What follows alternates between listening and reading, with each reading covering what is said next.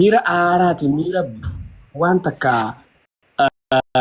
naasu jinoo godhu dubbattuu fi إبسا normaal إفهم همزة راتين ده ولا همزة يا ميرو فا أوكي okay normaal meedee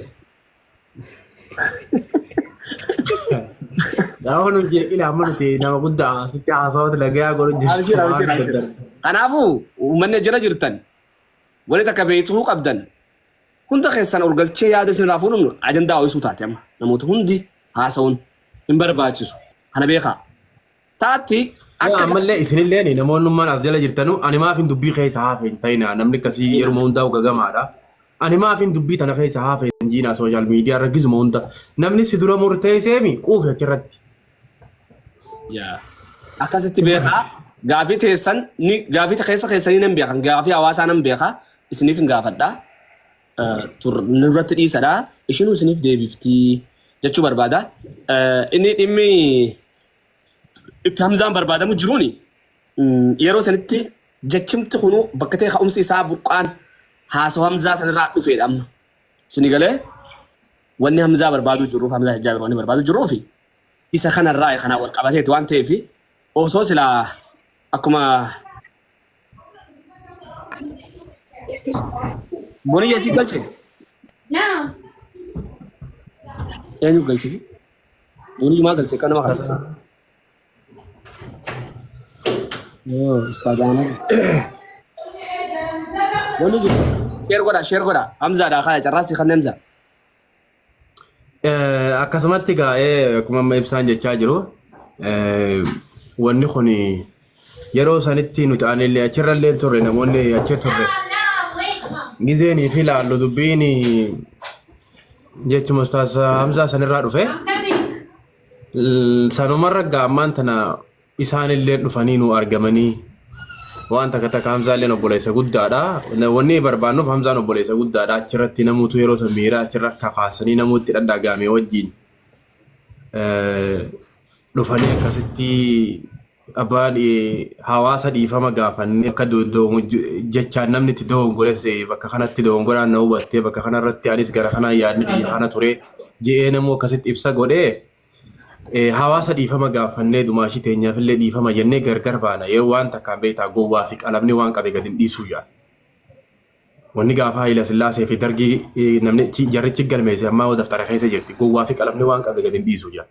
Namni haga nama qeequu jira haga nama jala deemuu jira haga waan takkatti ittiin nama arrabsuu jira dhuga ilmi namaa dogongoraadha. Akkuma maqaan isaa insaan jaametti namni waa hirraanfataadha dogongoraasi. Waan namni yeroo takka dogongoreen dhibba nama jala deemanii gowwaa fi qalamni waan qabe gadi dhiisuu sanii miti. Waan jiru hundaa'uu dhugaa irratti isaanis garanaan dhugaan jiru dubbatamee anis asitti dogongora kiyya fudhadhee jedhanii namu akkasitti waan jiru irratti dhugaa dubbatee bira kutuun barbaachisaadha. Ammaas namni taguuga yookaan taguuyini yookaan cuqqaallaan asi cuqqaallaadha balleessee hin beeku yoo balleesse badumaa hin beeku. Taguuga namni akkasii yookaan barcuma jedhaniini barcuma hedduun irra taa'an qofa faayidaa hin qabu. Namni asiin cufaadha balleessuu baatee hin beeku yoo ammoo badii isaaf hin beeke namni san nama bayyana taadha.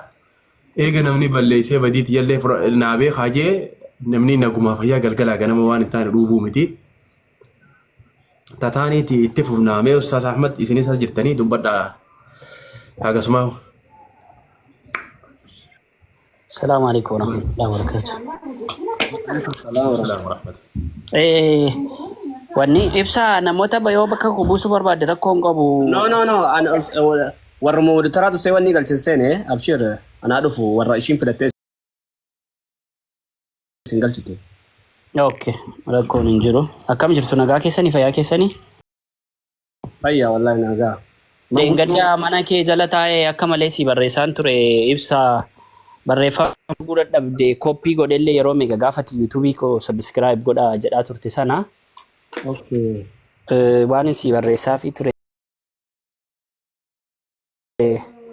Sheekoleetti nama sana barbaada ture nama sana hatta ustaazonni yaatimmoo bilbiltee haasofsiistee turte mucaa sana. Kaabaa rabbii jala dhaabbannee nama sadatti du'aayii kadhannaa akkasumallee bakka darasaan qaraatutti akka kanaa goonaa jennaan namni tokko keessaa nama kanatti du'aayin darasaarraa baatu kun du'aayin taatu kun nama miita akka malee jedhanii sheekni tokko itti dhiyaatamee nama kanaanii dura gorsa kennuu fi wayyaa du'aayii itti kadhachuurraa wanti darasaarraa kaatuu fi wanti kaaba rabbii qabatanii dhaabbatanii namatti kadhatan kun rakkoodha darasaanii bakka isheen qaraatutti du'aayii gochuun kun wanni dhannaan sanaa fedheensi barbaadee ture gaafa sana beekta. Ati immoo hin argin haftee? Hin agarre wallahi.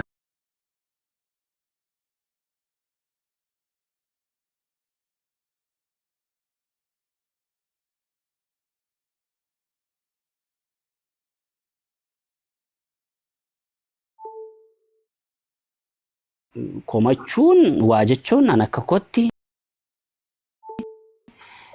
bifa nama aqlii qabuutiin akka namummaattis akka oromummaattis akka islaamummaattis akka mataa kootti kanaaf qeequun sirriidha jedhee yaadu jecha normaal jedhu sana dhugaa dubbachuu fi namumatu waa qabeen gadhiisuuf kana jedha malee akka kootti bakka jechuun fiilingiidha haariin waa meeqa nama dubbachiisa haariin kana mitiiti jechuun fakkeenyaaf haariin yoo ituu qeeqamuun ta'eeti ituu jecha fudhatanii duukaa deemuun ta'eeti obboleessa keenya sana duukaa deemuu qabu sila inni obboleessi keenya kun miira keessa galee piroofaayilii sana godhate naan hin qeeqne isallee jechuudha hin qeequ maaliif namni haariiti waa meeqa isa dubbachiisa waa meeqa isa gochisiisa isheetiin kan akkas gochisiise haariidha ituma balleessite tokkoffaa haariidha dubartiidha kufrii keessaa gama islaamummaa dhufte wanti yeroo sana ta'aa jiru namatti tuttuqaa jira namatti waan hin taane sheedhaa jira yoo kana nama 100 nama 200 keessaan itti barreesse yaa maalitti jedhanii arrabsu inni sun aarsuu danda'a sooshaal miidiyaa irratti dubbatamu qofa miti yeroo hundammoo waa tokko gara negatiivaatti hin fa'amiinaasin waanuma bakka gara qabxii gadi bu'aatti hin fa'amiina kaydimatti wal fahamaa kanumaan jedhaa galatooma galatoome faadhu Hamza amma gaa Ustaad Amafaani manguddoodha manguddoo booniyyeeti wanni badiin jirtu ummata waliin waan ta'eef jechi sun maalirra akka jedhameefi maaltu ta'uu qabaa asirratti raawwanneet ummataafis ifa goone adda gallaa jechuu barbaanneet sagantaan ta'e taardhaa jechuu wanni takka wanni biraan jirtu akkamitti jettee maaltu miira keessa galchee jettee garaan jettee moo akkatina raayii uummanni akka haasawu kan akkatina raayii katattee jettee wanni godhe isinitti dhaaddatuudha moo dhaaddatuu dhabuudha adda isinii baafneeti hundi keessan silaa Oromoodha wanni takka naa qabadhu Oromoodha waan kana dhiisaa yoo ta'e dhiisuu dandeenyu beekan. Eegalee Hamza kana uummata ifa goone sagantaa teenya goolabnaa jechuudha. Hamza irratti sheer godhaadha. Carraasii kannee Hamza. Wanni kun beekta Ustaad Ahmadillee dubbate ibsaallee dubbate namni keenya zabana kana maal ta'e beekta wullee okkoteette namni keenya zabana kana waan goolabbii waan takka irra gajjigirraan ka'u akka horiiti horiin gizee baala jala kaayan baala sana akhiruddaa wadha'utti irraan ka'u namni keenya zabana kana nama jalaan dhaabbatu. Baaja ammaas gizee garii akka hoolaatti baaja zaka miidiyaa qofaan baqa intaane zabana kana gaarii miti namni ilmi namaa tokko ni dogongora akhi dhibba dogongora ati mataan kee siifi rabbii jidduudhaan dogongorri jiru hisaaban qabu siifi nama biraa jidduudhaan ifa keessee gad dhuftee asirraa kana marraa soita malee siifi nama jidduudhaan wanni ati jiruu qabdu waan gara biraatiin waan namarraa halkanii guyyaa wanni bantee haasawaa wanni godhuun gaarii miti ilmi namaa tokko yeroo aaretti miira aarii sanii waa dubbata namni ati ammoo haara keessa hin jirre miira tasgabbii keessa ka jirtu sanii nu hubadhu malee achuma akkasumatti ilaalee isin lachuu aara keessa hin jirtanii bar namuma tokkootu aaree waajee namni kaan ammoo osuma miira aarii hin qabne isaan daran ta'ee waan sallaala galgalaa ganama waan san qabee gad hin dhiisu gaarii miti akki kuni mee Ustaaz Hamzaa yoo dhufe as jalaa nu beeyisaame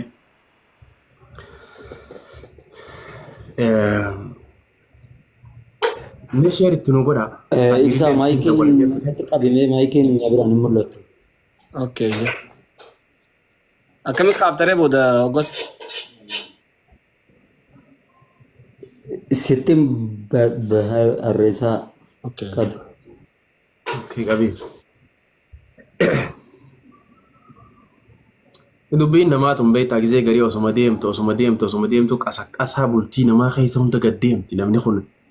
Yaa akhi nama jalaan hafu namni intala dhalaati intalti dhalaan ni dogongorti aana wasaalan. Wayi. Bakka namni dogongora bakka keessattuu qofeena haasaa gaafa namni dhiisuun dirqama bara. Akkuma gowwaa gisee galata galgalaa yaani waan jechuun miti. Booni yoo darkisi. Mee hadiin dhuftee mee yoo dhuftan barreessaa nutti hima. WhatsApp innaa barreessa Khadiir.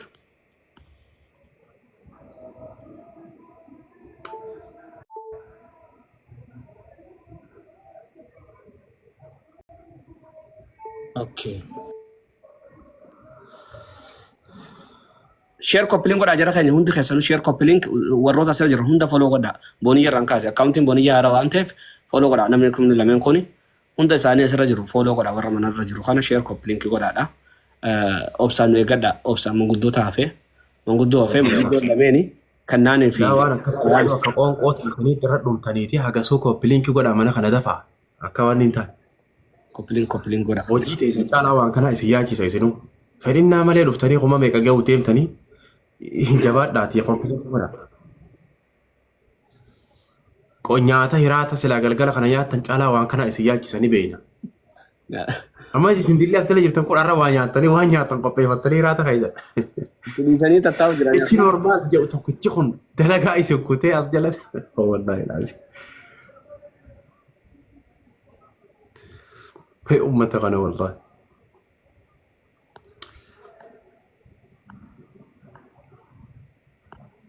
Umayyaa kannaan. Kennaadhaa bara. Kannaa koo. Ishiin tun maashaallah. Nama hojjeenu namni nama guddaa. Assalamu alaikum warahmatullahi wabarakatuh. Ma jaranuun kennamu sahibsa. Isii kanneen miidhagaa. Jirtanii nagaa ooltanii. Jirra fayyaa nagaa oolle. Ayyee. Waan baga nagaan eeddan. Waan booniyyee kun irriiba nu dhorkee uummanni sirriiba dhabee nu sirriiba dhabne. Akkamatti cinqamuu jirra. Rabbiin inshallah nagaa godhu. Ani maalin jechuu barbaada gaaffiin qaba ibsa sinumarraa jechuudha. Dheengadda sagantaa goonaaf jennattanii turtanii. Sagantichi maal ta'e gaaffii kiyya kun? Maaliif hodhiistan? Mubaarak wajjiniin.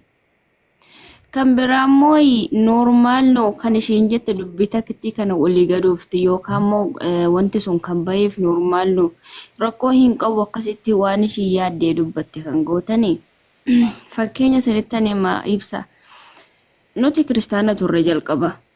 Fakkeenya akka islaamatti wanti kun akka eebitti ilaalamaa dhugaadha hin eeyyamamu. Garuu ishii miti kan waan kana godhe kan gadhiise silaa kan duulamuu qabu namicha sanitti malee ishii miti. Namni tokko gaafa keessa walitti taasoo waa baay'ee wajjinaasaa firii wajjiniin ta'uu danda'a. Inni kun waan keessan ta'e malee wanta ifa ishiin goote miti. Jecha ishiin jette kanaan qofa olii gadi kan fiigame maaliif isatti hin duulame kashiitu duulamuuf tokkoffaa. Deebi'ee immoo mucayyoon tun odoo cal jettees hin dhiisan. Yoo ishiin dubbattes hin dhiisan. Kanaafuu firiidamii kennaa fi akka feettaa dubbattu mirga qabdi dubbachuudhaaf. Okay, waan fe'aa jettu maa miidiyaan kashiiti miti. Ta'ee miti wanti ta'e hinduuti. Maalis rabbii jala qaama namaa laaluu waa haaraa ta'e gaafa kiristaanonni nuti duraaniyyuu jechuudha. Akkumatti deemaa turre gubbaa jalaani. Amma kana laaluu yookaan qaama namaa laaluu waa haaraa sani ta'e Itoophiyaa keessatti qaama namaa laalaan ooltanii. Maaf biyya faranjiitti olaalaan ooltanii. Akka waan addaa wayii akka waan du'a wayii yookaan waan hin jirre wayii godhametti uummanni keenya akka waan addaa wayii taasaa subhaanallah. Kanaaf it is normal kan jettee kanaaf sinin jechuu barbaaden. Ta'ee miti maal ta'a godhamu? Ta'ameera bakka. Hinduuti hayyaa dhuftee si fuulduratti ta'aa bochuu ayyituu faajjeestuu faasakkaltuu kana feetu jiraachuu ishii feetanii. Namni kun wallahi eenyuma caalti. Mucayyoo tana wajjin barataa jirra. Quraana buustee waa hunda ilmi qomarraa ni qabdi. Garuu immoo Sheexanii ni jirti. Ilmi namaa sheexanii jechuudha kan dogoggorsiise waan biraa keessa galchisiise. Insaa immoo namni tokko yoo ol jaalate yookaan immoo walitti dhiyeenya hammeenyaa isa yoo qabaate qaama walitti agarsiisa wajjin haasaa firii wajjin taa namni tokko normaal kulmaan rakkoo qabu wajjin haasaa. Inni immoo baalageen jechuudha akkana godhe. Ishii boniyyee nama du'uu qabdi yaaduutu ishii du'uu ishii feetanii. Ishiin odoo duutees qomarraa quraana qabdi wallaahi. Islaamummaa fudhatte wallaahi wanta singootan tokkollee hin jiru. Waa takka irraa hin irraste waa takka hin dabaltaniif. Meezoo takka yoo maallaqa kana guutaniif okee. Jireenya isaanii walitti qabdan isaan alatti yoo gochuu fi baatte waa takka irraa hin irristan. Sin caalti ammallee ishiin odoo duuteellee sin caalti jiraatturree sin caalti. Okay? Kanaaf halkanii guyyaa akkana jettee maaf akkana jette ishiin akkana fakkaatti minaamin. Kanaaf odoo jireenya keessan jiraatanii jiruu ishii yaaduu dhiistanii. Akkasisiniin jedhu. Kanaaf amma maalisiin jedha ibsaa sagantaa isaa maaliif hammistan? Maaliif guyyaarraa jijjiirtan waan sin goota maal ta'e jiri maaliif jijjiirtanoo? Sagantaa gargaarsaa sammuu.